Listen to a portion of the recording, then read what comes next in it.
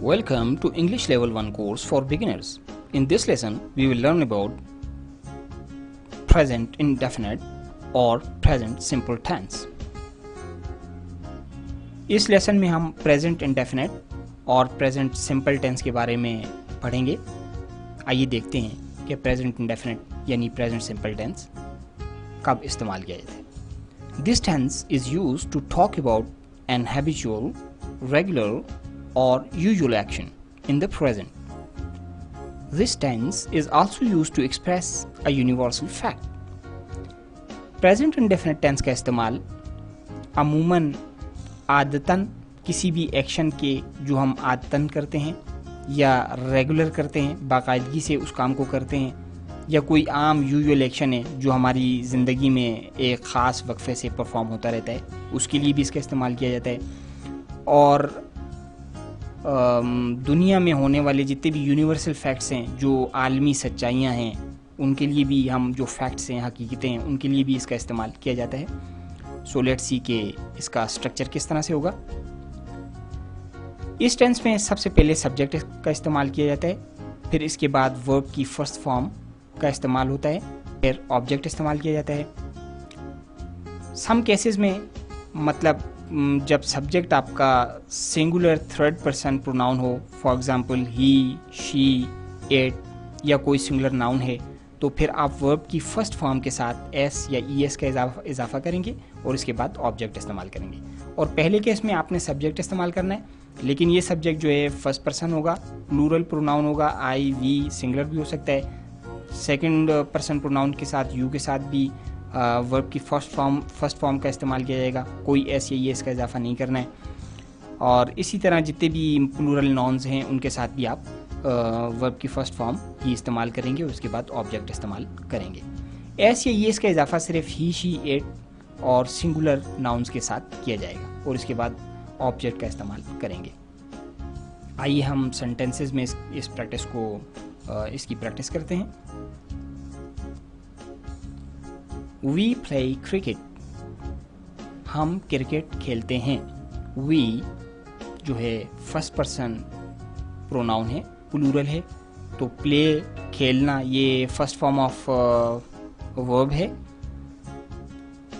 We play इसके बाद cricket जो है ऑब्जेक्ट है, तो हमने we play cricket, हम क्रिकेट खेलते हैं. Second, he sings a song. वो गाना गाता है. अब आपने देखा कि थर्ड पर्सन सिंगुलर प्रोनाउन है ही, तो उसके साथ हमने सिंग जो है वर्ब की फर्स्ट फॉर्म के साथ एस का इजाफा किया है. ही सिंग्स अ सॉन्ग, वो गाना गाता है. You go to school every day. You second person pronoun है, तो यू सब्जेक्ट जो है इसके साथ वर्ब की फर्स्ट फॉर्म लगाएंगे. गो फर्स्ट फॉर्म है, यू गो टू स्कूल, वो स्कूल जाता है एवरी डे, रोज़ाना. तो ये एक रेगुलर एक्शन है, मतलब कि एक यूजुअल एक्शन है कि वो रोज़ाना स्कूल जाता है. तो आपने देखा कि इसमें हम प्रेजेंट सिंपल का इस्तेमाल करते हैं. इसी तरह she gets up early in the morning. वो रोज़ाना सुबह सवेरे उठती है. वो सुबह सवेरे उठती है. शी जो है थर्ड पर्सन सिंगुलर प्रोनाउन है, तो इसके साथ हमने वर्ब की फर्स्ट फॉर्म जो है गेट के साथ एस का इजाफा किया है. गेट्स अप, ये एस जो है अप्स के साथ जो एस है ये गलती से लग गया, आप इसे हटा दें. Gets up early in the morning. She gets up early in the morning, इसकी करेक्शन कर लें. अप्स के साथ जो एस है ये गलती से लग गया. Gets up, UP up, early in the morning, वो सुबह सवेरे उठती है.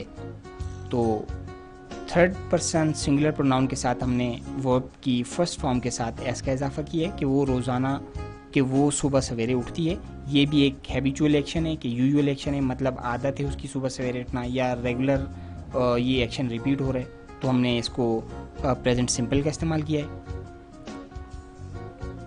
Aslam goes to office daily, ये उसका यूजुअल एक्शन है, एक रेगुलर एक्शन है कि वो रोज़ाना. Aslam goes to office daily, वो असलम रोज़ाना ऑफिस जाता है. असलम सिंगुलर नाउन है, तो गो के साथ ई एस का इजाफा हमने किया है, goes to office daily. Singular noun के साथ भी वर्ब की फर्स्ट फॉर्म के साथ एस या ई एस का इजाफा होता है, तो गो के साथ हमने ई एस का इजाफा किया है. Aslam goes to office daily, Aslam रोज़ाना स्कूल जाता है. ऑफिस जाता है। इसी तरह sentence number 6, I take lunch at 1 PM daily. ये उसकी आदत है या एक रेगुलर एक्शन है। मैं रोज़ाना 1 बजे लंच करता हूँ। मैं रोज़ाना 1 बजे लंच करता हूँ। तो आई जो है फर्स्ट पर्सन सिंगुलर प्रोनाउन है। आई के साथ हम एस या ईएस का इजाफा वर्ब के साथ नहीं करेंगे। ये सिर्फ थर्ड पर्सन सिंगुलर प्रोनाउंस के साथ होता है। एस या ईएस का इजाफा किया जाता है वर्ब के साथ। तो आई टेक लंच, मैं रोज़ाना लंच करता हूँ एट 1 PM डेली, रोज़ाना 1 बजे में लंच करता हूँ। Sentence number 7, sun rises in the east. सूरज मशरिक से तुलू होता है। ये एक यूनिवर्सल फैक्ट है। तो सन जो है सिंगुलर नाउन है, तो राइज के साथ हमने एस का इजाफा किया है। इन द ईस्ट मशरिक से तुलू होता है। तो आपने देखा कि एक यूनिवर्सल फैक्ट के लिए हमने प्रेजेंट सिंपल टेंस का इस्तेमाल किया है। Sentence number 1, he takes bath 2 times a day। अब ये उसकी आदत है। ये एक फ़िक्रा जो है एक हैबिट को प्रेजेंट कर रहा है कि किसी की कोई आदत को प्रेजेंट कर रहा है कि वो जो है 2 दिन में 2 मरतबा नहाता है। ही टेक्स बाथ, वो नहाता है 2 times a day, दिन में 2 मरतबा। तो ही जो है थर्ड पर्सन सिंगुलर प्रोनाउन है। तो टेक के साथ हमने एस का इजाफा किया। Takes, he takes bath 2 times a day, वो रोज़ाना 2 मरतबा नहाता है। वर्ब की फर्स्ट फॉर्म के साथ एस का इजाफा हुआ है। अब हम नेगेटिव सेंटेंसेस को देखेंगे कि प्रेजेंट सिंपल में नेगेटिव सेंटेंसेस का स्ट्रक्चर क्या होता है। तो इसमें इसी तरह अगर सब्जेक्ट जो है वो फर्स्ट पर्सन प्रोनाउन है, सेकंड पर्सन प्रोनाउन है, कोई भी प्लूरल नाउन है, तो उसके साथ हम सब्जेक्ट के फ़ौरन बाद डू नॉट का इस्तेमाल करेंगे, फिर वर्ब की फर्स्ट फॉर्म इस्तेमाल करेंगे, फिर ऑब्जेक्ट का इस्तेमाल होगा और फुल स्टॉप। तो ये नेगेटिव सेंटेंस का स्ट्रक्चर है।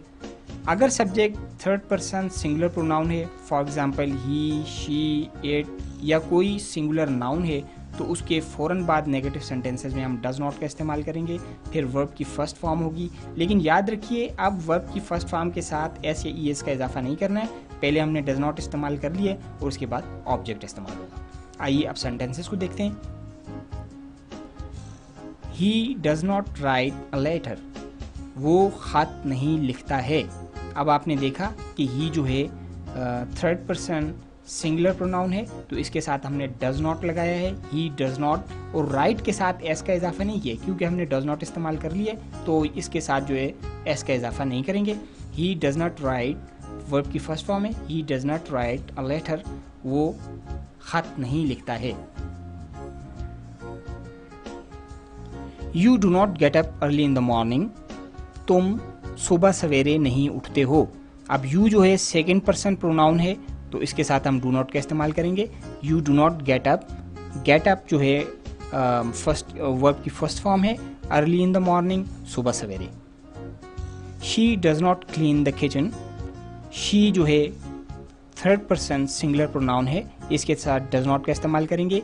इसके बाद क्लीन जो है वर्ब की फर्स्ट फॉर्म है, लेकिन इसके साथ एस का या ई एस का इजाफा नहीं होगा क्योंकि हमने डज नॉट इस्तेमाल किया हुआ है। She does not clean the kitchen, वो किचन साफ नहीं करती है। They do not play hockey, वो हॉकी नहीं खेलते हैं। They जो है ये थर्ड पर्सन प्लूरल प्रोनाउन है, तो इसके साथ डू नॉट का इस्तेमाल होगा। इसके बाद वर्ब की फर्स्ट फॉर्म और फिर ऑब्जेक्ट इस्तेमाल होगा। They do not play hockey, वो हॉकी नहीं खेलते हैं। We do not play games, हम गेम्स नहीं खेलते हैं। We भी जो है ये फर्स्ट पर्सन प्लूरल प्रोनाउन है, इसके साथ डू नॉट का इस्तेमाल होगा, फिर वर्ब की फर्स्ट फॉर्म प्ले इस्तेमाल होगी, फिर ऑब्जेक्ट गेम्स इस्तेमाल होगा। हम गेम्स नहीं खेलते। अब हम इंट्रोगेटिव यानी सवालिया फ़िक्रों का सेंटेंस स्ट्रक्चर देखेंगे कि इस टेंस में प्रेजेंट सिंपल में सवालिया फ़िक्रों का स्ट्रक्चर क्या होता है।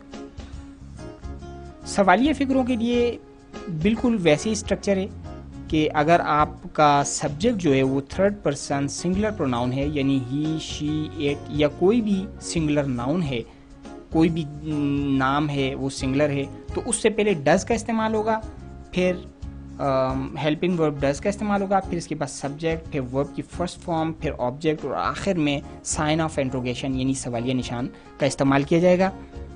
और इसी तरह अगर सब्जेक्ट जो है सिंगुलर थर्ड पर्सन प्रोनाउन और सिंगुलर नाउन के अलावा इसके अलावा कोई भी है तो आप उससे पहले डू, फिर सब्जेक्ट, फिर वर्ब की फर्स्ट फॉर्म, फिर ऑब्जेक्ट और आखिर में साइन ऑफ इंट्रोगेशन इस्तेमाल करेंगे। अब हम सेंटेंसेस को देखते हैं।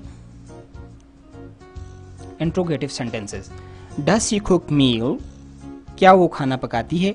अब आपने देखा कि शी जो है ये थर्ड पर्सन सिंगुलर प्रोनाउन है, इससे पहले हमने डज का इस्तेमाल किया है और फिर कुक के साथ एस या येस का इजाफा नहीं किया क्योंकि हमने पहले जो है वो डज का इस्तेमाल कर लिया है। तो डज शी कुक मील और आखिर में साइन ऑफ इंट्रोगेशन का इस्तेमाल किया। सवालिया फ़िक्रा है तो आखिर में जो है ये सवालिया निशान लगाना बहुत ज़रूरी है, अदरवाइज़ ये फ़िक्रा जो है इनकम्प्लीट तस्वर किया जाएगा। तो आपने साइन ऑफ इंट्रोगेशन का ख्याल रखना है कि फ़िक्रे के आखिर में, किसी भी सवालिया फ़िक्रे के आखिर में ये अलामत ज़रूर होनी चाहिए। डज शी कुक मील, क्या वो खाना पकाती है। Second, do they play cricket, क्या वो क्रिकेट खेलते हैं। तो दे जो है ये थर्ड पर्सन सिंगुलर प्रोनाउन है, इससे पहले हमने डू का इस्तेमाल किया, फिर प्ले वर्ब की फर्स्ट फॉर्म, फिर ऑब्जेक्ट क्रिकेट और आखिर में साइन ऑफ इंट्रोगेशन, क्या वो क्रिकेट खेलते हैं। Sentence number 3, do you take bath daily, क्या तुम रोज़ाना नहाते हो। यू जो है ये सेकंड पर्सन प्रोनाउन है, इससे पहले हम डू का इस्तेमाल करेंगे। टेक वर्ब की फर्स्ट फॉर्म, फिर बाथ जो है ये ऑब्जेक्ट है। Do you take bath daily, क्या तुम रोज़ाना नहाते हो और आखिर में साइन ऑफ इंट्रोगेशन यानी सवालिया निशान है। Sentence number 4, does he write a letter, क्या वो ख़त लिखता है। तो आपने देखा कि थर्ड पर्सन सिंगुलर प्रोनाउन से पहले हमने डज का इस्तेमाल किया, फिर ही, फिर इसके बाद वर्ब की फर्स्ट फॉर्म राइट और इसके साथ एस का इजाफा इसलिए नहीं किया कि हमने डज का इस्तेमाल किया हुआ है और आखिर में ऑब्जेक्ट का इस्तेमाल और आखिर में जो है इसके साइन ऑफ इंट्रोगेशन यानी सवालिया निशान का इस्तेमाल किया, क्या वो ख़त लिखता है। Sentence number 5, do I drive the car, क्या मैं कार चलाता हूँ, क्या मैं मोटर गाड़ी चलाता हूँ। Do I drive the car. इस वीडियो को आप दोबारा देखें ताकि आपको ये सबक अच्छी तरह समझ आ जाए। So thank you very much.